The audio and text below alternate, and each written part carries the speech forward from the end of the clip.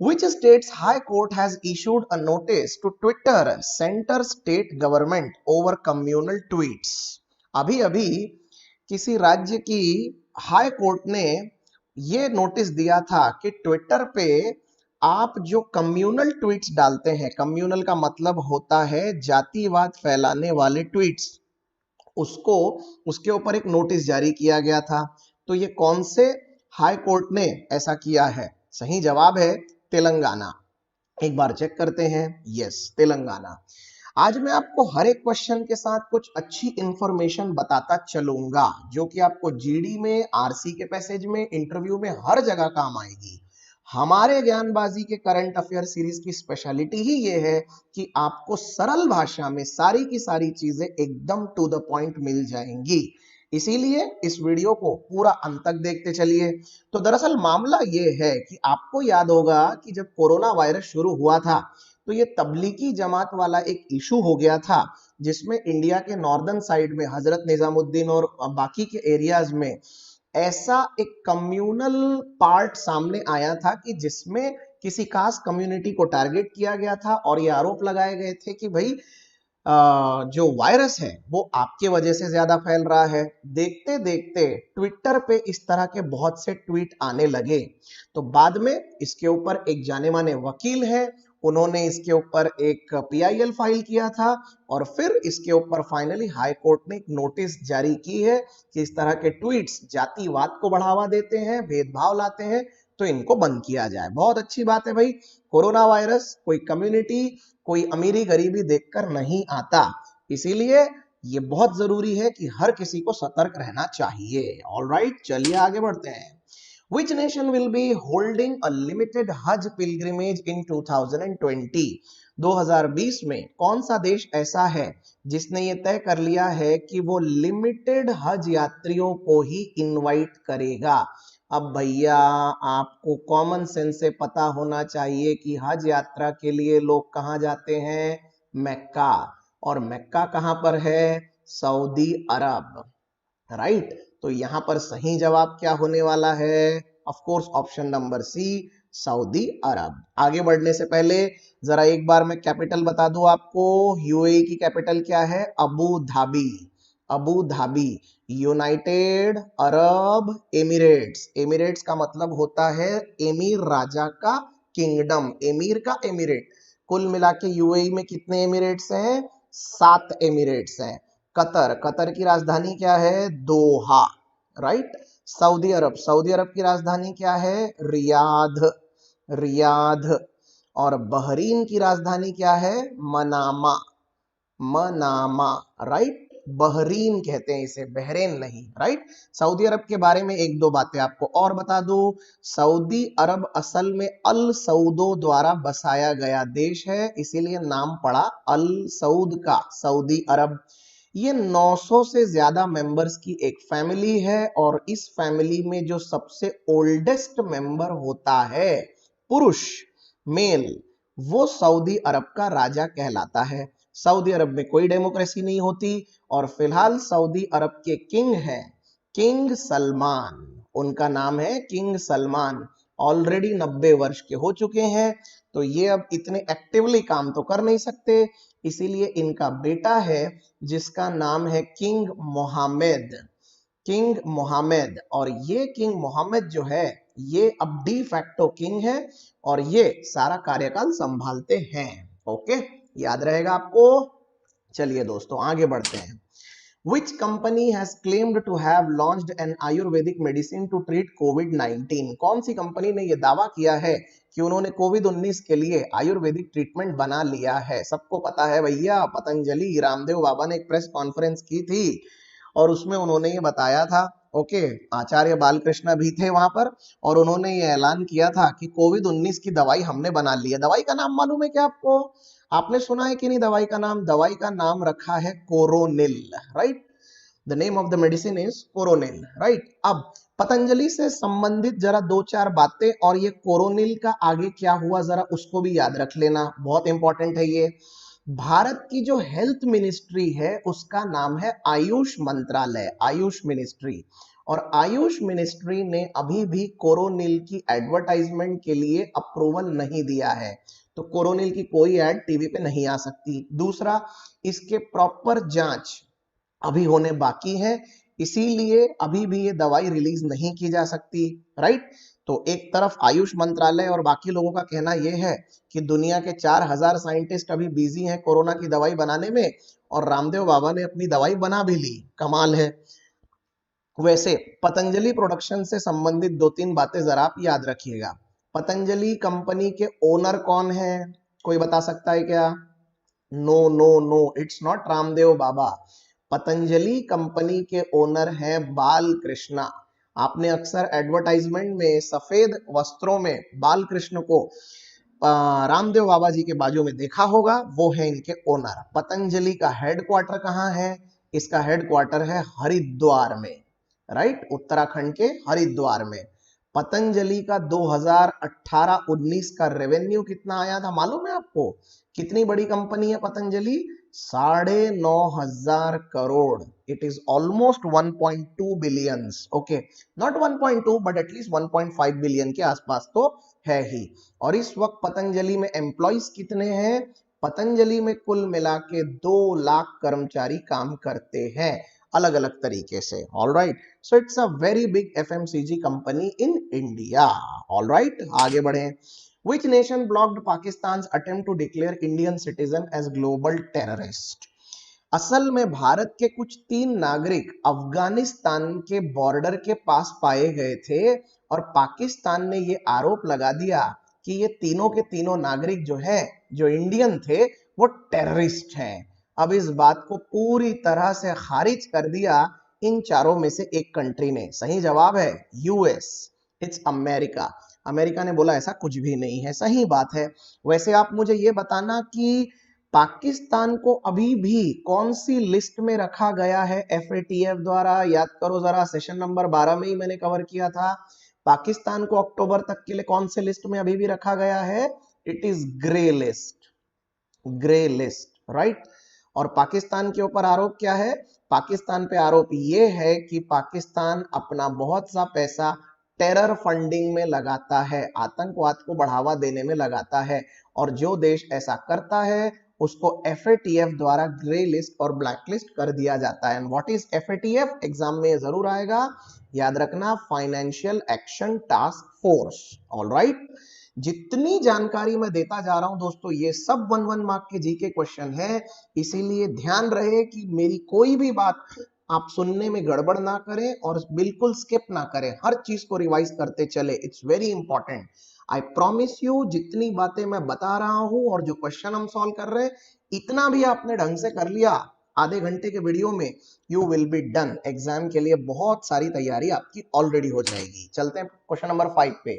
Who participated in Russia India China Ministers meeting on June 23, 2020? अभी अभी Russia, India और China की एक मीटिंग हुई थी। अब आप सोच रहे होंगे कोरोना काल में मीटिंग पॉसिबल है क्या? ऑब्वियसली पॉसिबल नहीं है, ये एक वर्चुअल मीटिंग थी, वीडियोस पे हुई थी। तो उस मीटिंग में भारत के तरफ से किसने पार्टिसिपेट किया था? स्वाभाविक है, एस जयशंकर, क्योंकि जयशंकर साहब भारत के विदेश मंत्री हैं, राइट। ये कौन है? भारत के फॉरेन अफेयर्स मिनिस्टर। जितने भी नए बच्चे हैं वो सब इस तरह के नाम से अब दोस्ती करना सीख लो भाई। फॉरेन अफेयर्स मिनिस्टर हैं एस जयशंकर, और चीन के मामले में तो बहुत बड़े विशेषज्ञ भी हैं, राइट। इस मीटिंग में ये तय हुआ है, मतलब बहुत सी बातें हुई है, लेकिन एस जयशंकर साहब ने लेजिटिमेट बॉर्डर इंटरेस्ट के ऊपर बात उठाई है। लेजिटिमेट बॉर्डर इंटरेस्ट, इसका मतलब ये होता है कि कानून के हिसाब से आप बॉर्डर्स को ऐसे एडजस्ट करिए सो दैट किसी भी कंट्री को उससे नुकसान ना हो। आपको एक बात मैं यहां पर साफ साफ बता दूं, ये मामला जो भारत और चीन के बीच में इस वक्त चल रहा है, ये काफी गंभीर है दोस्तों, क्योंकि पिछले 45 सालों में पहली बार ऐसा हुआ है कि इंडियन सोल्जर्स चाइना के साथ किसी मुठभेड़ में वीर गति को प्राप्त हुए हैं। ये पहले नहीं हुआ था और इसीलिए यह मामला बहुत गंभीर है। ऑलराइट, इसके ऊपर मैं बहुत जल्दी एक खास वीडियो आप तक लेकर आऊंगा, जरूर उसको आप देखिएगा, आपको पूरा इतिहास समझ में आ जाएगा। ऑलराइट, आगे बढ़ते हैं दोस्तों। हाँ भाई, ये एक बहुत बड़े सज्जन है, सज्जन क्या, अब सज्जन बोलना तो ज्यादा सही होगा नहीं, तो आप मुझे जरा कमेंट्स थ्रेड में बताना कि ये जो आदमी आपको दिख रहा है, जो कुछ समझाने की कोशिश कर रहा है, ये कौन है, इसका नाम भी बताइएगा मुझे, और ये कौन से कंट्री का है ये भी बताइएगा। आजकल ये बड़े चर्चा में है, कमेंट्स थ्रेड में आपके इसके जवाब का इंतजार रहेगा, जरूर बताइएगा। आगे बढ़ते हैं। Which nation has temporarily suspended the issuance of H-1B visa and other work visas?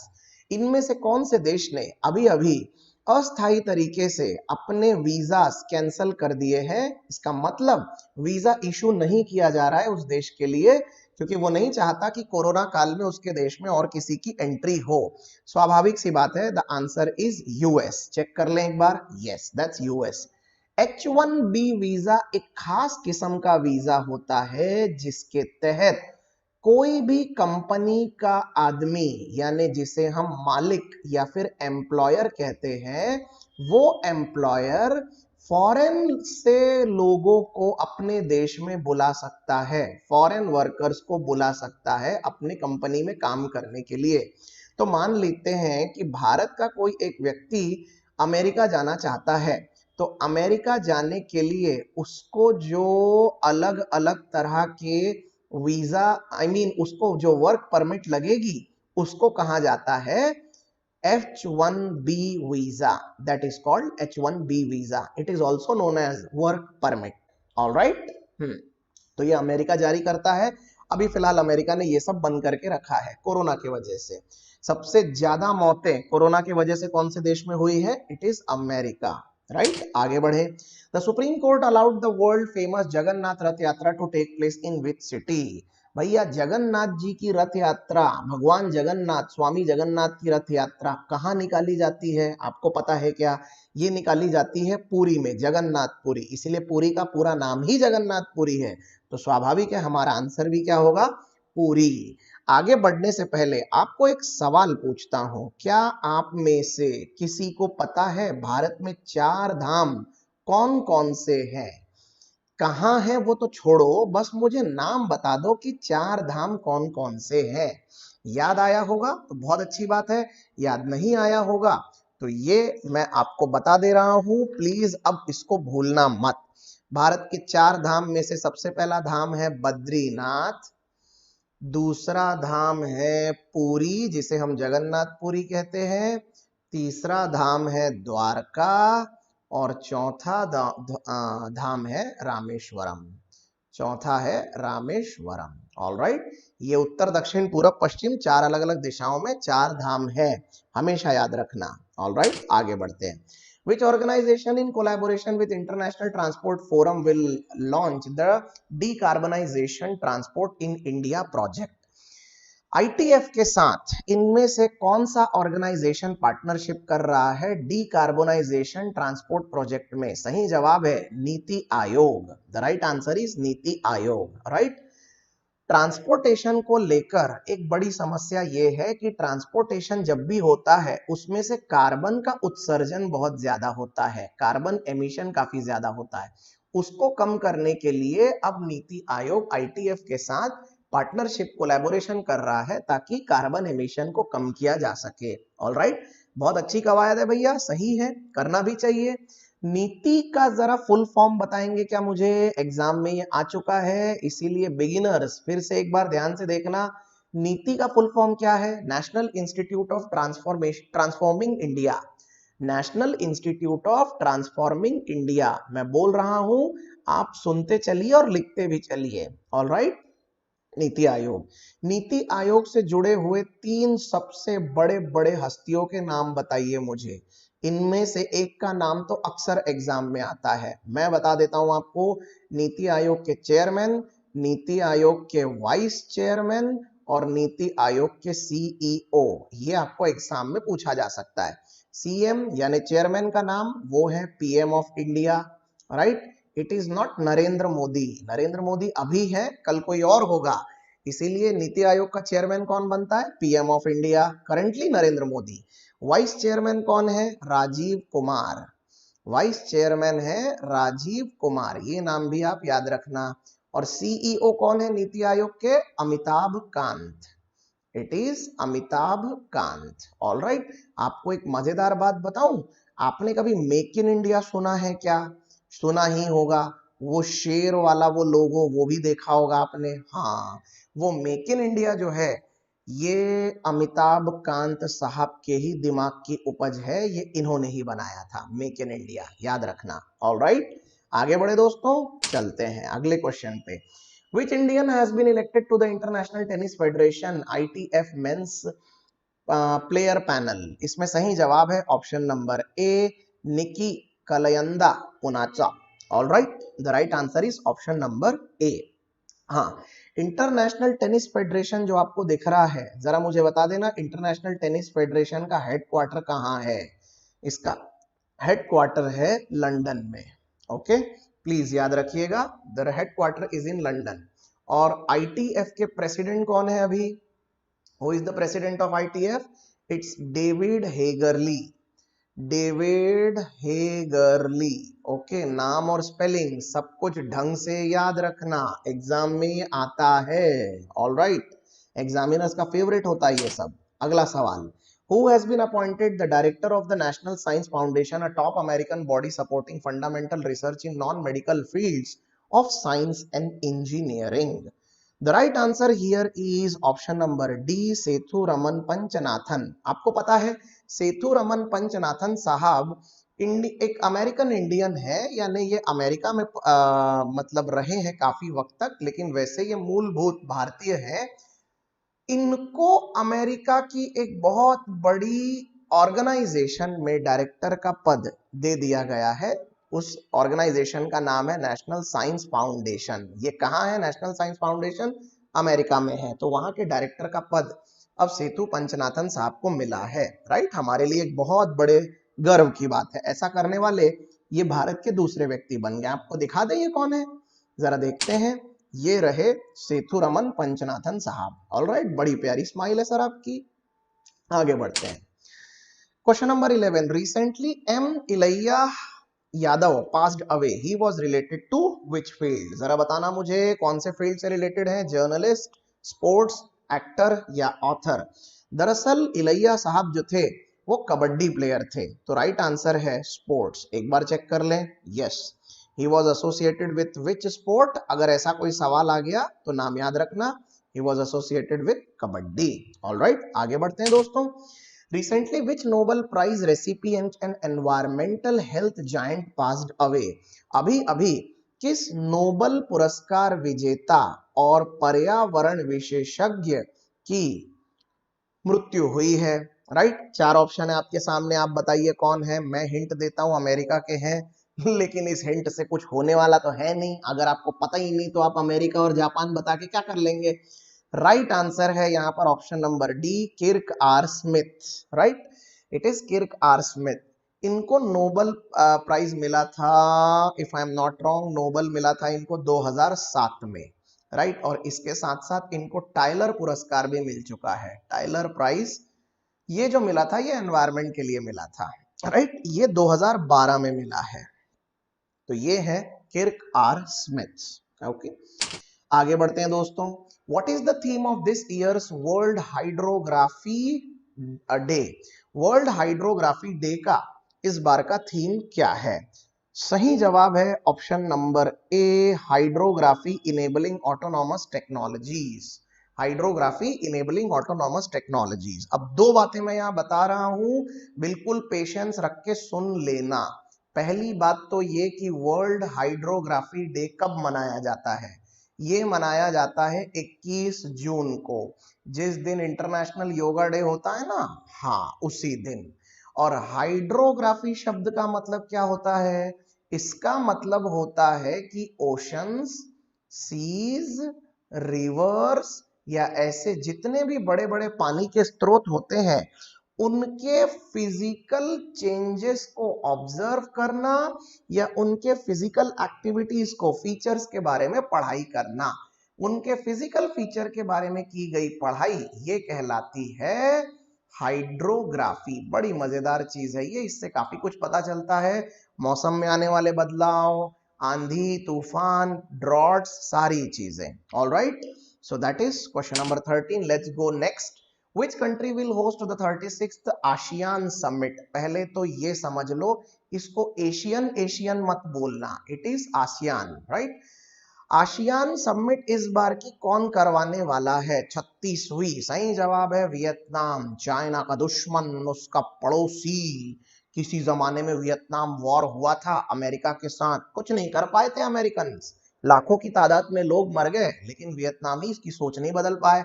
और क्योंकि ये चाइना का दुश्मन है तो ये किसका दोस्त होगा? ये भारत का दोस्त है, नो डाउट, नो डाउट। जितने भी दुश्मन है सबको मोदी जी ने दोस्त बना लिया है, चाइना के और पाकिस्तान के। ऑलराइट, तो ये वियतनाम। अब चलते हैं आसियान के ऊपर। आसियान से संबंधित आपको जानकारी दे दे। आसियान का सबसे पहले तो आप फुल फॉर्म याद रखो दोस्तों। आसियान का फुल फॉर्म है association of south east Asian nation. मैं लिख नहीं रहा लेकिन मैं बोल रहा हूं, आप एक बार याद कर लो, मेरे पीछे पीछे बोलते चलो। Association of south east Asian Nations. Okay, headquarter कहाँ है आसियान का? इसका हेडक्वार्टर है जकार्ता में। और जकार्ता कहाँ है? इंडोनेशिया में। और जकार्ता की जो कैपिटल है इंडोनेशिया वाली, वो तो डूबने वाली है आज नहीं कल पानी में, मालूम ही होगा आपको। हाँ, तो वो डूब जाने के बाद 2024 के पहले पहले इंडोनेशिया अपनी कैपिटल बदल रहा है और कालीमांता नाम की एक जगह पर शिफ्ट होने वाला है, याद रखना। ऑलराइट, आसियान में टोटल कितने मेंबर्स होते हैं? टोटल नंबर ऑफ मेंबर्स जो होते हैं वो 10 होते हैं, और इसमें से 2 अलग से ऑब्जर्वर भी होते हैं, यानी टोटल मेंबर्स की संख्या है 12, राइट। अब आपको एक शानदार कहानी सुनाते हैं और आपको आसियान के मेंबर्स पूरे याद करवा देते हैं। प्लीज ध्यान से सुनना। अगर आपको कभी एग्जाम में आसियान के मेंबर्स पूछ लिए किसी ने, तो ये 10 मेंबर्स आपको एक बढ़िया कहानी से मैं याद करा देता हूं। तो दरअसल हुआ ऐसा कि एक सीबीआई के ऑफिसर थे, मान लेते हैं कि आप ही थे, तो आप अपने नाम के आगे सीबीआई डायरेक्टर, सीबीआई ऑफिसर कुछ भी लगा लीजिए जो आपको पसंद है। अब आप सीबीआई ऑफिसर हैं और आपको अंतरिक्ष में उड़ना है, और अंतरिक्ष में उड़ने के लिए आपने पीएसएलवी रॉकेट लाया। दो तरह के रॉकेट होते हैं ना, जीएसएलवी और पीएसएलवी। आपको ज्यादा दूर नहीं उड़ना है तो आपने छोटा वाला रॉकेट लाया, तो पीएसएलवी लाया। और पीएसएलवी रॉकेट का टिकट निकालने के लिए आपने मेक माई ट्रिप में बुकिंग कर लिया। तो ये रहा मेक माई ट्रिप, और ये सीबीआई ऑफिसर पीएसएलवी रॉकेट लेके मेक माई ट्रिप से टिकट निकाल के अंतरिक्ष में उड़ने वाला है। ये बन गया भैया अपना कोड। हाँ, तो सी से क्या हो गया? सी से हो गया कंबोडिया, बी से क्या हो गया? ब्रुनेई, आई से क्या हो गया? इंडोनेशिया, पी से क्या हो गया? फिलीपींस, एस से सिंगापुर, एल से लाओस, वी से वियतनाम, एम से म्यांमार, दूसरे एम से मलेशिया, और टी से थाईलैंड। मजा आया कि नहीं आपको? याद रखना, आसियान में इंडिया इंडिया नहीं है, और ये सी का मतलब चाइना नहीं है, वो कंबोडिया है। वीडियो पॉज करना, रिवाइंड करना, फिर से सुनना, आपको सारे के सारे कंट्रीज के नाम याद हो जाने चाहिए। आगे बढ़ते हैं। Which bank has partnered with Afford plan to launch co-branded cashless healthcare card called स्वस्थ कार्ड? इनमें से कौन से बैंक ने अभी अभी स्वस्थ कार्ड लॉन्च किया है? सही जवाब है option number C, yes bank. देखें एक बार, यस, इट्स यस बैंक। अभी अभी यस बैंक बड़ा फेमस हुआ था, घोटाला हो गया था ना दिवाली के, सॉरी होली के समय, मार्च की बात है। यस बैंक के फाउंडर कौन है? एक आदमी का नाम बड़ा उछला था उस समय, राणा कपूर। राणा कपूर साहब की बैंक है, और घोटाला हो गया था उस समय की बात है, राइट है। अभी यस बैंक के सीएम और सीईओ कौन है, जरा वो याद कर ले। राणा कपूर साहब तो जेल में है, लेकिन सीएम और सीईओ, चेयरमैन और सीईओ कौन है? सीएम है सुनील मेहता, सुनील मेहता, और सीईओ साहब है प्रशांत कुमार। इट्स प्रशांत कुमार। ऑलराइट, ये याद रहेगा आपको। Okay, right. आगे बढ़ने से पहले आपको यह भी बता दें कि यस बैंक का हेडक्वार्टर कहाँ है। इसका हेडक्वार्टर है मुंबई में। ओके, हाँ, और अपने सारे स्टूडेंट्स के लिए मेरा अगला सवाल, जरा इसको भी नोट करिए और मुझे बताना इसका जवाब कमेंट्स थ्रेड में। अपनों का बैंक, ये टैगलाइन कौन से बैंक की है? अपनों का बैंक, ये टैगलाइन कौन से बैंक की है? लेट मी नो ये टैगलाइन। आगे बढ़ते हैं। Who among the following became the only Indian to feature in Town and Country magazine top global philanthropist of 2020 list? Right answer here is Nita Ambani. मुझे तो पहले लगा अजीम प्रेमजी साहब होंगे, क्योंकि फिलांथ्रोपिस्ट शब्द का मतलब होता है दान धर्म करने वाला, दान धर्म करने वाला, दानशूर जिसे हम कहते हैं, दान धर्म करने वाला। और भारत में सबसे ज्यादा दान धर्म करते हैं विप्रो के एक्स चेयरमैन अजीम प्रेमजी साहब, सब जानते हैं। लेकिन इस बार ये जो टाउन एंड कंट्री मैगजीन जो है उसमें नीता अंबानी का नाम आया है, वो इसलिए क्योंकि मैडम ने 72 मिलियन डॉलर दान में दिए हैं इमरजेंसी फंड में कोविड 19 के लिए, और इन्होंने भारत का सबसे पहला कोविड 19 अस्पताल भी बनवाया। और ये वजह थी कि मैगजीन वालों ने इनका नाम जरा छाप दिया है। ऑल राइट, याद रहेगा आपको, मुकेश अंबानी जी की वाइफ नीता अंबानी और रिलायंस फाउंडेशन की chairperson. Okay, Mumbai Indians team भी इन्हीं की है। आगे बढ़े। International widows day is observed annually on. International widows day कब मनाया जाता है? ये दिवस मनाया जाता है 23 जून को। The right answer is option number A, 23 June. Widows से संबंधित एक काफी ज्यादा गंभीर बात आपको मैं बता देता हूं। भारत में इस वक्त 40 मिलियन विडोज हैं। Can you imagine? 40 million widows, यानी बहुत से कंट्रीज की टोटल पॉपुलेशन से भी ज्यादा। और उससे भी ज्यादा चौंकाने वाली एक बात है दोस्तों, भारत में टोटल जितनी महिलाएं हैं, टोटल नंबर ऑफ फीमेल्स, उसका 10% फीमेल्स विडोज ही है। यानी आप सोचिए अभी भी समाज में सुधार की कितनी जरूरत है। अब आप बोलेंगे इसका समाज से क्या कनेक्शन? समाज से कनेक्शन ये है कि इनकी जिंदगी इतनी अच्छी नहीं है, समाज आज भी इनको बिल्कुल स्वीकारने को तैयार नहीं है, खासकर उन विडोज को जिनकी शादी हो जाने के बाद हस्बैंड की डेथ हो गई और उसके बाद उनको ससुराल से वापस मायके भेज दिया या घर से निकाल दिया। शर्म आनी चाहिए, बहुत ही बुरा व्यवहार है ये ऐसे फैमिलीज का, राइट? परंतु ये सच है, कड़वा सच है। आगे बढ़े। United Nations public service day is observed on. Public service day, जन सेवा दिवस, ये कब मनाया जाता है? ये दिवस भी मनाया जाता है दोस्तों 23 जून को। 23 जून के लिए अभी दूसरा दिवस भी आ गया हमारे सामने, it's 23 June. All right, let's check the answer, that's all. आगे बढ़े। Mark William Callaway has announced retirement with which sport he is associated. मैं दावा करता हूं, मैं आपको इनका और दूसरा नाम बताऊंगा ना, आप सबके सब चौंक जाएंगे, अरे बाप रे, ये है क्या वो बंदा? मार्क विलियम कैलावी, ऐसे नाम से तो हमें समझ में नहीं आएगा, हमें लगेगा यार कौन है ये बंदा, पता नहीं। तो आंसर है, पहले इसका आंसर मैं आपको बता दूं, आंसर है इसका रेसलिंग, राइट? ये रेसलिंग से रिटायर होने वाले हैं, हो चुके हैं, मतलब घोषणा कर दी है इन्होंने। और इनका उनकी फील्ड में रखा गया नाम है अंडरटेकर। अब बताओ ये नाम सुना था कि नहीं सुना था आपने, अंडरटेकर? भैया हमने तो बचपन में इनको उस विलन के रूप में देखा है, बाप रे, जो मर के जिंदा हुए थे। याद है ना उनकी वो कहानी, इनको कब्र के अंदर रख दिया गया था और उसके बाद बिना ऑक्सीजन के, और वहां से ये निकल के बाहर आए थे, मर के जिंदा हुए थे। बड़ा ही हॉरिबल लुक है। इस आदमी ने 30 साल तक WWE में फाइट की है और बहुत ही, मतलब बचपन की तो बहुत सी यादें WWF WWE रेसलिंग से, ऐसे बहुत से एपिसोड्स हैं जो इनके देखे हैं। आपको जरा इनकी शक्ल दिखा दे, याद आ जाएगा आपको। ये देखिए, I mean look at the way he actually showcased himself in various fights। तो अंडरटेकर बॉलीवुड की बहुत सी मूवीज में, स्पेशली इंटरनेशनल खिलाड़ी मूवी में इनका जिक्र भी हुआ है, अक्षय कुमार की। आगे बढ़ते हैं।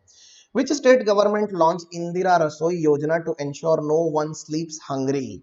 कौन से राज्य ने अभी अभी इंदिरा रसोई योजना शुरू की है ताकि कोई भी भूखा ना सोए? अब इंदिरा यानी इंदिरा गांधी से संबंधित होगा, इंदिरा गांधी यानी कांग्रेस से संबंधित होगा। तो जरा सी अकल लगा लीजिए कि ये चारों ऑप्शन में से ऐसा राज्य कौन सा है जहां पर कांग्रेस का शासन चलता है, तो वो चल रहा है राजस्थान में, क्योंकि अशोक गहलोत साहब कांग्रेस के हैं, तो हमारा राइट आंसर क्या होगा? राजस्थान। ये होते हैं तरीके आंसर लाने के, अगर आपको ना पता हो तब भी। राजस्थान के सीएम कौन है? अशोक गहलोत। और राजस्थान के गवर्नर कौन है? राजस्थान के गवर्नर का नाम भी याद रखिएगा भैया, गवर्नर साहब है कालराज मिश्रा। इट्स कालराज मिश्रा। ऑलराइट, याद रहेगा आपको। और डेप्यूटी सीएम है सचिन पायलट। आगे बढ़ते हैं। Who inaugurated virtual India pavilion at Cannes film festival 2020? ये केन्स नहीं है, कांस है। फिल्म मार्केट 2020, इसमें किसने अनावरण किया है वर्चुअल इंडिया पैविलियन? सही जवाब है Prakash Javadekar. Yes, the right answer is Prakash Javadekar. आप मुझे बता सकते हो कि ये कांस कहां पर है? कांस एक्चुअली में एक जगह का नाम है फ्रांस में, तो कांस इज इन फ्रांस, ये याद रखना। और दूसरा, एक आपने अवार्ड का नाम सुना होगा तैयारी के समय, ग्रैंड प्रिक्स अवार्ड। आज आप याद रखना, ये ग्रैंड प्रिक्स अवार्ड जो है ये कांस में दिया जाता है। Alright, be clear with this. आगे बढ़ते हैं दोस्तों।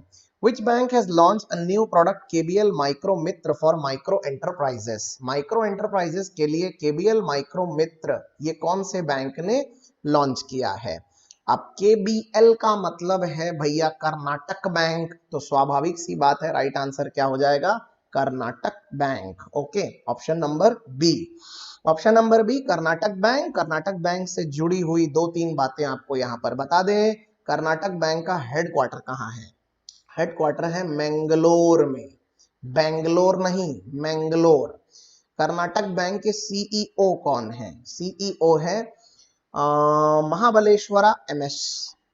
महाबलेश्वरा एमएस, राइट। नहीं पता तो लिखते चलो, पता है तो रिवीजन करते चलो, बोर नहीं होना है, सारी चीजों को पढ़ना ही है। ये एक प्राइवेट सेक्टर बैंक है, it's not a government bank, right. और इनकी टैगलाइन भी मुझे बता दो जरा, टैगलाइन क्या है इनकी? Your family bank across India. Your family bank across India. All right, नाम याद रखना। 80,000 करोड़ के आसपास का एसेट्स है आज के डेट में इनके पास, बड़ी बैंक है। आगे बढ़े। Recently, which bank tied up with 4 insurers to offer various insurance products to its customers through its network of branches across the country? सही जवाब है UCO bank. The right answer here is UCO bank. याद रहेगा ये? हाँ, UCO bank के CEO का नाम बता देना जरा मुझे। यूको बैंक के सीईओ कौन है? इट्स अतुल कुमार गोयल। अतुल कुमार गोयल, राइट। अब बाकी के मैं लिख नहीं रहा, मैं आपको मुंह से बता देता हूं। अगर आपको पता है तो अच्छी बात है, नहीं पता है तो आप लिख लीजिए फटाफट। पंजाब नेशनल बैंक के सीईओ कौन है? S S Mallikarjun Rao. S S Mallikarjun Rao. Bank of Baroda के सीईओ कौन है? संजीव चड्ढा। संजीव चड्ढा। यहां पर आपको एक दूसरा नाम भी देखने को मिलेगा, वो चेयरमैन है, मैनेजिंग डायरेक्टर, सीईओ अलग है। Then Indian bank, Indian bank के कौन है? पद्मजा चुंदुरु। पद्मजा चुंदुरु। यहां पर मैं पीसी लिख देता हूं, आप याद रखिएगा। ऑलराइट, आगे बढ़ते हैं दोस्तों। Who has appointed as the new CFO of Standard Chartered Bank? CFO, CFO का मतलब chief financial officer. Standard Chartered bank के भारत के ऑपरेशन के लिए सीएफओ के रूप में किसे चुना गया है? सही जवाब है Gaurav Maheshwari. The right answer is option number D, Gaurav Maheshwari. Standard Chartered bank कौन सी कंट्री की है दोस्तों? ये इंडिया की है क्या? नो। अमेरिका की है क्या? नो। फिर कहां की है? ये साउथ कोरिया की? नो। ये बैंक है ब्रिटेन की, ब्रिटेन की बैंक है ये, राइट। और इसका हेडक्वार्टर कहां है? लंदन में। भारत में अभी भी रिटेल बैंकिंग में ये उतरना बाकी है, लेकिन बहुत जल्द आने वाली है, देखते हैं। आखिरी सवाल पे चलते हैं। Who is the author of the book legend of Suhel Dev? Legend of Suhel Dev नाम की एक किताब जो 20 जून को रिलीज हुई है, उस किताब के लेखक कौन है? सही जवाब है Amish Tripathi. The right answer is option number D, Amish Tripathi. आपको पता है लेजेंड शब्द का मतलब क्या होता है? लेजेंड का मतलब होता है कहानियां। लेजेंड यानी कहानियां। तो सोहेल देव नाम के एक राजा थे जो कि 1034 एडी के आसपास की घटना से संबंधित है। उनकी कहानियां हैं। आपको पता है सोमनाथ के मंदिर जब मोहम्मद गजनवी ने लूट लिए थे तो उस समय मल्लदेव नाम के एक राजा की मृत्यु हो गई थी मंदिर को बचाते समय, और उस मल्लदेव के सामने सुहेल देव ने कसम खाई थी कि वो इसका बदला लेगा, और उसके बाद उन्होंने अलग अलग युद्ध में हराया था गाजी सैयद को। तो ये एक बहुत ही बड़े जिनको भूल चुकी है दुनिया, फॉरगॉटन हीरो रहे हैं भारतीय इतिहास के। ये किताब इतनी प्यारी है कि इससे उनको दोबारा याद किया जा रहा है, और हम जो भूल चुके हीरोज हैं उनकी कहानियों को आज भी हम जिंदा रखने की कोशिश कर रहे हैं। That's really wonderful. ऑलराइट, तो ये थे आज के 25 क्वेश्चन। उम्मीद करता हूं कि आपको बहुत कुछ समझ में आया, बहुत कुछ इंटरेस्टिंग बातें पता चली, बहुत कुछ आपने नोट करके रखा, और जीके से रिलेटेड आप दिन ब दिन मजबूत होते जा रहे हैं। कमेंट्स थ्रेड का भरपूर उपयोग करिए दोस्तों, जितना हो सके कमेंट्स थ्रेड में आप अपने विचार, अपने अनुभव, अपने एक्सपीरियंस हमारे साथ शेयर करिए।